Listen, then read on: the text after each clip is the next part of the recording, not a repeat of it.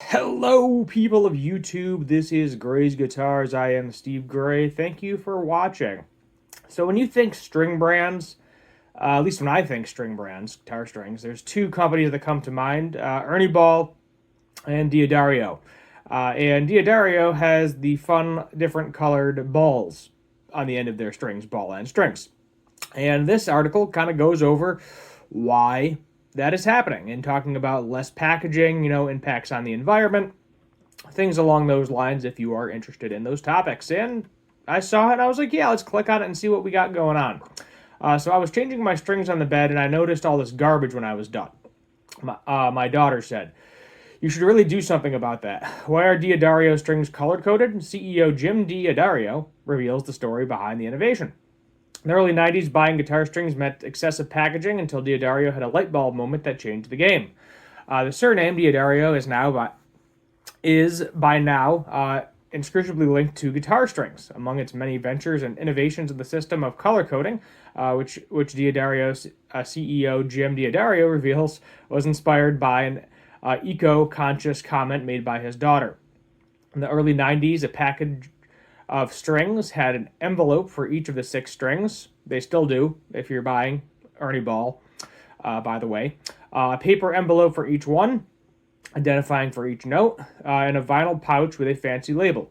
Diodario tells Billboard. So there was a minimum of 8 pieces of packaging. Sometimes there was a little advertisement as well. My daughter, Amy, was in high school. They were studying environmental friendliness and recycling and packaging, and I was changing my strings on the bed, and I had all this garbage when I was done. She said, you should really do something about that. That's really criminal. You're putting so much junk in the waste stream just to change a set of strings.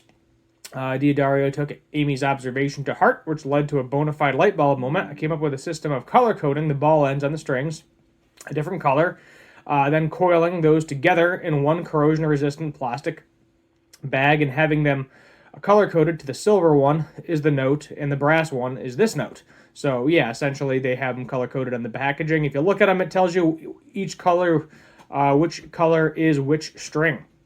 CEO notes that the simple yet impactful solution eliminated 75% of the packaging, saving billions of trees and millions of pounds of carbon not released into the atmosphere over the years. Not to mention probably saving him some money in his wallet. The handy branding by product was the fact that the color code system made Diodario strings instantly recognizable. Yeah, if you look at Ernie Ball, I think it's brass on all 6 strings, if I remember correctly. This is one of the things that distinguished our strings. This one way we can tell on stage if our strings are being used. Otherwise, it's very difficult. You can see, you can put branding on the packaging, but when they're playing on stage, you can't see it.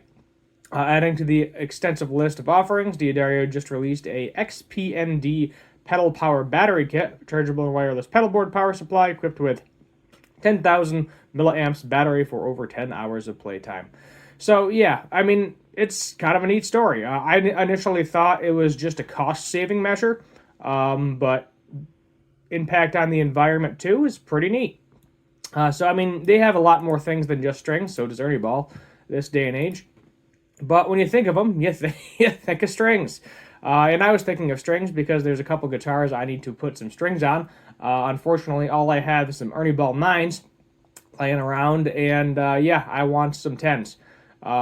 Need some need some 10s for the Les Paul style guitars there. But they got all sorts of different things. They got a million different types of strings. Solid company overall. Their strings are equally as good as Ernie Ball. Not to say Ernie Ball's bad. It's just that, I think when I was younger, I pretty much bought a pack of strings when I was younger. And I didn't know how to string the guitar, so I broke the E string, the high E string, like 4 times. My dad ended up buying a 10-pack of just high E strings, which I thought was hilarious for me and for me to when I first started off. And after about the 3rd time I broke the thing, I finally looked up how to do it properly, and problem solved. But ever since that date, it was pretty much just Ernie Ball. I used Ernie Ball generally for everything. I saw the back of the pack. I really liked Slash. His name was on there too. So I went with it. But then one day in the band room, I was in band in high school, I found a pack of strings and I was like, do these belong to anybody? And nobody said anything, so I took them home, and they were Diodario and color-coded. And then I was like, oh, there's different brands of guitar strings. Who knows? Are these cheaper? Are these more expensive? What's going on here? And ultimately, they're all priced around the same point. So it's ultimately a preference. You know, you got coated strings, you got stainless steel strings, you got pure nickel strings, chrome electronics, pro steels, half rounds, all different crazy types in different packagings and lots of packaging. But Diodario is good at cutting down on that packaging, which is pretty nice. So if you're a little bit more on the environmental conscious side of things, then maybe switch over to them. That may be something that you want to do. For me, a lot of the times I grab what I have available. So if I got a bunch of Ernie balls lying around, sure. If I got Diodario lying around, sure.